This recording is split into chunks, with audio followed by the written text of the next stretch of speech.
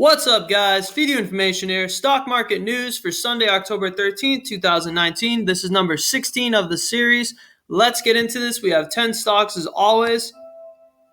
We have Facebook, Google, Procter & Gamble, Whirlpool, AMD, Pepsi, General Mills, Wendy's, Alibaba, and T-Mobile/Sprint. That last one should be a huge giveaway as to what that's about. Alright guys, a days-long feud between Senator Elizabeth Warren and Facebook intensifies over the weekend as Warren openly accused the company of taking money to promote lies. Warren, a leading Democrat 2020 candidate, has taken aim at the social media giant over its role in spreading disinformation against her and other candidates. Her campaign ran an ad on Facebook this past week that contained a deliberate lie to draw further attention to the issue. So, the provocative move came after a recording leaked earlier this month of CEO Mark Zuckerberg telling employees that a Warren presidency would suck for the company.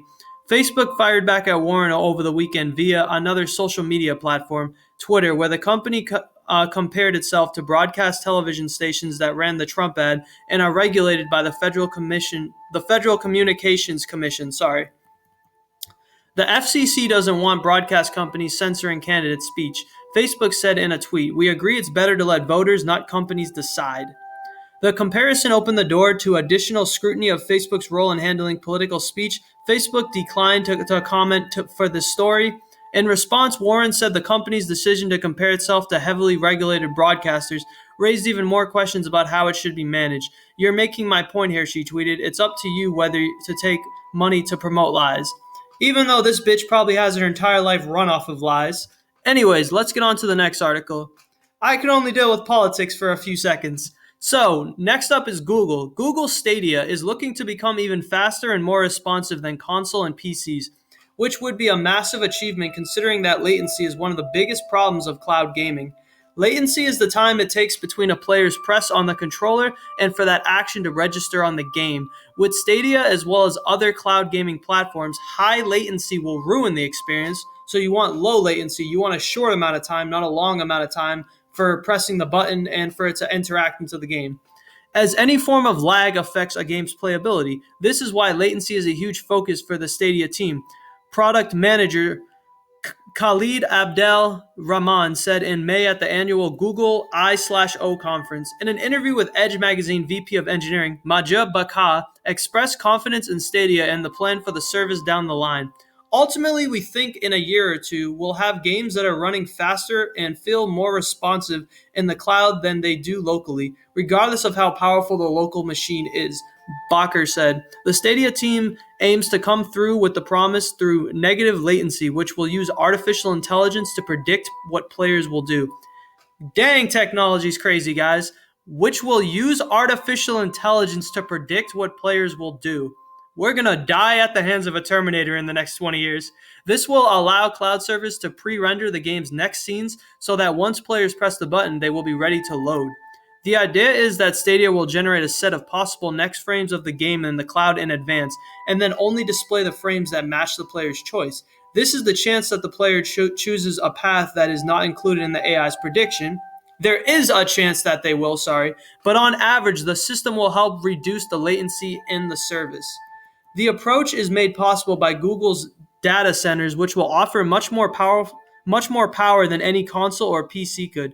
The actual implementation of the concept behind negative latency, however, remains to be seen, and if it will be enough to convince longtime console and PC players to make the switch to Stadia. And there's just some facts about Google Stadia. But anyways, let's get on to the next article. What side of history will Procter & Gamble be on? I won't lie, guys, these next 3 articles, not really 3 out of the 4 next articles are just kind of talking trash or talking about how great a company is, but well, you'll see what I mean. So, on Tuesday, Procter & Gamble CEO David Taylor chose to focus on the 50% increase in stock performance this year instead of the fact that Procter & Gamble's tissue brands are literally flushing climate-critical intact forests down the drain. Very messed up. As the Amazon's burns, another man-made disaster is playing out in the world's largest intact forest, Canada's Boreal Forest. The forest stores nearly twice as much carbon in its soils and vegetation as the world's combined oil reserves. It also plays an essential role in the cultures of hundreds of indigenous communities and provides refuge to some of North America's most iconic species. However, Procter & Gamble doesn't give a fuck. Will rely on the Borealis forest for toilet paper and other throwaway products, which drives over 1 million acres of clear cutting every year. The clear cutting and other pressures place Canada just behind Brazil in the global rankings of countries losing their intact forests at the fastest rate. So we're just going to skip right down here. Public pressure in Procter & Gamble's backyard. My colleague Ashley Jordan and I arrived at Procter & Gamble's headquarters around 7 a.m., 2 hours before the shareholder meeting would start. Dozens of activists were starting to show up for a rally outside the building, all coming to show their concern that Procter & Gamble continues to use 100% virgin forest fiber from some of the most important intact forests on the planet for toilet paper. That just sounds so petty, doesn't it? It was an important reminder that people across the country, even in Procter & Gamble's backyard, care deeply about this issue and are counting on the company to change. And I am a huge tree hugger, so I would totally promote this. Yesterday's shareholder meeting was a major pressure point for the campaign, and it's clear that the momentum is building rapidly. Our supporters now include 116 organizations who have joined together in calling for Procter & Gamble to stop sourcing from the world's most carbon-rich forests and find more sustainable alternatives for the tissue products. And in the last 2 months, 2 Green Corp organizers in Cincinnati organized well over 1,600 Cincinnati residents who have taken action. And they could absolutely find an alternative source. All these other companies find alternative sources. They're just being money-hungry powerhouse pieces of crap. I don't know how else to say it. I'm so petty right now, but I don't care. It's just, you don't need to do that. All right, so next up we have Whirlpool. So, effective January 1st, 2020, Holger Gottstein will join Whirlpool Corporation as Senior Vice President of Strategy and Business Development, as well as the company's executive committee. In this role, Gottstein will lead strategy and business planning processes for Whirlpool Corporation, including mergers and acquisitions, new business development, and other strategic initiatives. He will work across the organization, partnering with others to push the company's digital consumer journey forward. Gottstein will be based at Whirlpool Corporation headquarters in Benton Harbor, I think that's Michigan. I've never heard it worded like this before, guys. Gottstein will be based. Interesting. I've never heard someone being based somewhere. I'm starting a new chapter in my personal life, and I'm thrilled it's with Whirlpool Corporation, said Gottstein. Whirlpool Corporation is known as an industry leader, producing innovative products that made a difference in the lives of people around the world. I'm anxious to start contributing to that long-standing tradition. Awesome. Good for him. So, next up we have Advanced Micro Devices. We have been expecting B550 motherboards for quite some time, but now AMD has finally commented on the value-oriented chipset. Well, sort of. As spotted by ComputerBase.de, Robert Halleck, one of AMD's chief marketers, made a statement on the AMD subreddit about the existence of the B550A chipset, which is apparently different from the rumored just regular B550 chipset. On a post about a user spotting a pre-built system using a B550 motherboard from ASRock, Halleck commented to correct the user that the OE system uses a B550A motherboard and not a standard B550 board. So, there was something that was definitely worth reading. So here's why we're going to be reading it. Basically, B550A exists because there's a special demand that OEMs have, but normal consumers do not. For example, maybe AMD doesn't believe a refresh of older hardware would appeal to enthusiasts, but might be good for OEMs because OEMs want cheaper hardware. Consumers buying pre-built PCs might not care about the chipset or even know what a chipset is. Now, what is an OEM? Just so you guys know, we're going to cover that real quick. Go ahead and X out of this because we're done with that article.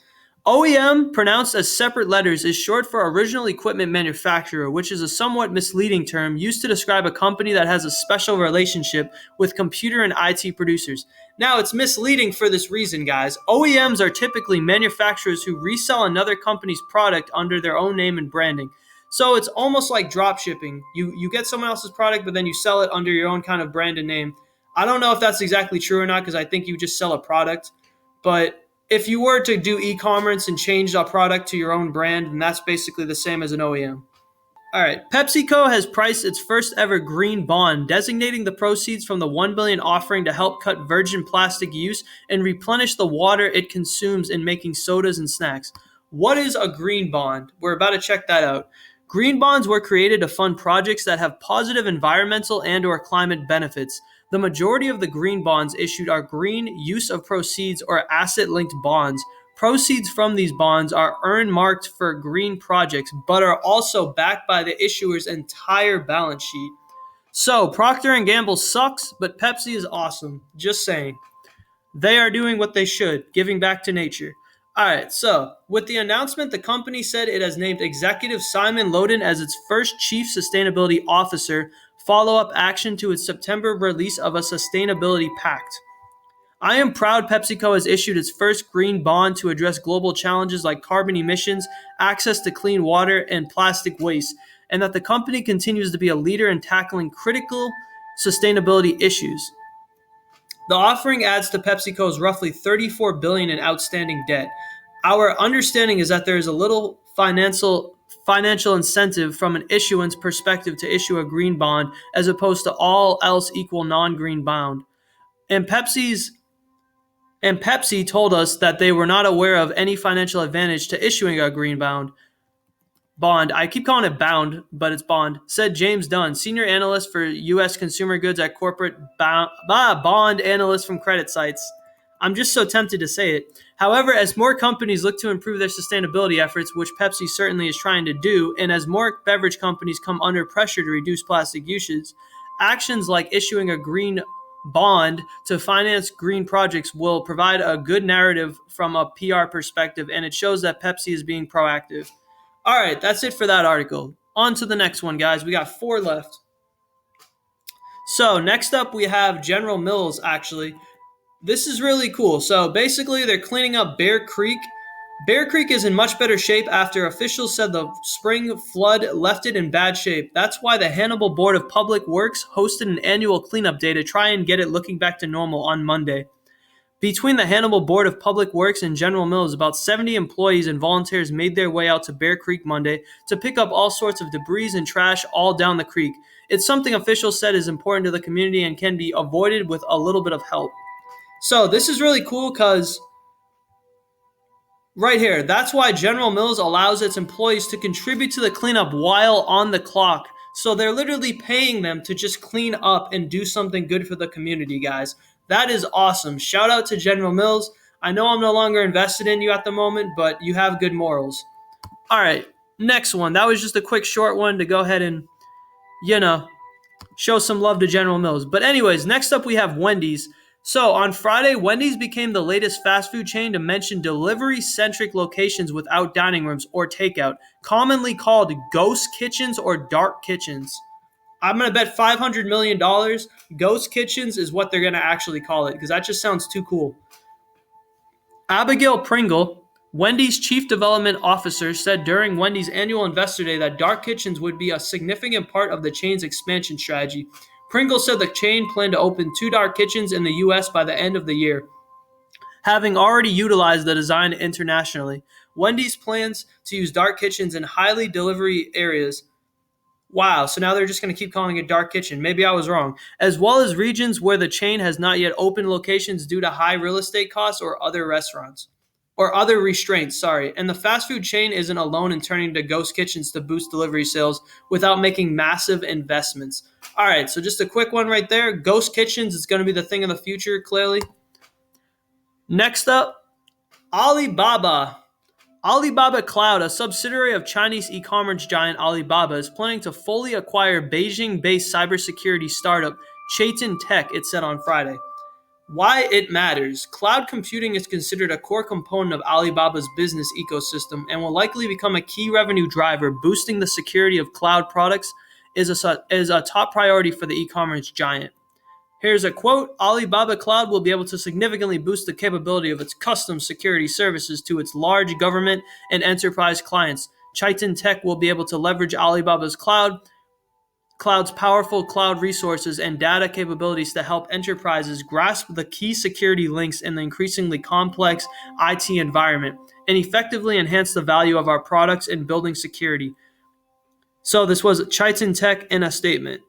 Okay, so Chitin Tech basically made that statement. Okay. Details. After the acquisition, Chitin Tech's brand and team will operate independently, but will leverage the support of Alibaba's cloud technology, capital, and businesses to expand its market, the company said in its statement on social media platform WeChat. And I do believe WeChat is Tencent. I'm pretty sure Tencent owns WeChat. Alibaba Cloud has confirmed the acquisition deal, but did not disclose additional information. Chitin Tech said it has been closely collaborating with the cloud computing giant on technology. And yeah, they're kind of just talking nonstop here about the same thing. So let's move on to the next article. We got T-Mobile and Sprint, the merger. A settlement with the state of Mississippi gives hope that Sprint Corp and T-Mobile Inc. might find similar success with the other 17 attorneys general suing to stop the wireless carriers' planning merger. Mississippi Attorney General Jim Hood cut a deal with the carriers Wednesday, and analysts expect other states to follow suit as the carriers attempt to avoid a trial on grounds that the planned $26.5 billion union is an antitrust violation. So, I want to go ahead and point out why they want to stop them from merging, guys, because they actually said it right here. Right here, we're reading, okay? So, the Communications Workers of America predicts the merger will lead to 30,000 job losses. That is a pretty big statement to make. I don't know how that could happen, but I guess they're saying because the companies would go together, there wouldn't be as much jobs available because they're not two separate entities. I don't know why that would happen, though. To me, they're just being petty. But maybe I'm wrong here. T-Mobile and Sprint, however, claim the merger will create jobs. T-Mobile CEO John Legere in April said that the company expects to employ 11,000 more employees by 2024 than either T-Mobile or Sprint would have on their own. And I think that would be true. I don't know why it wouldn't be, but I don't know. T-Mobile has revealed few specifics about its plan to integrate Sprint when regulators approved the merger last week, but an executive's previous comments shed light on potential plans. Meanwhile, T-Mobile and Sprint on July 16 reached a deal to sell to Dish assets the companies would be required to divest in a merger. So they sold to Dish what they would have to get rid of anyway. The assets include spectrum, retail locations, and cell sites. The deal involves 400 employees, most of whom Dish CEO Erik Carlson said are related to the retail business. So that is it though, guys. Hopefully I made this video a bit shorter than normal. But anyways, thank you guys so much for watching. If you enjoyed this video, make sure to smash that like button and subscribe as always. Hope you guys learned something today and have a great rest of your day. Feed you information out.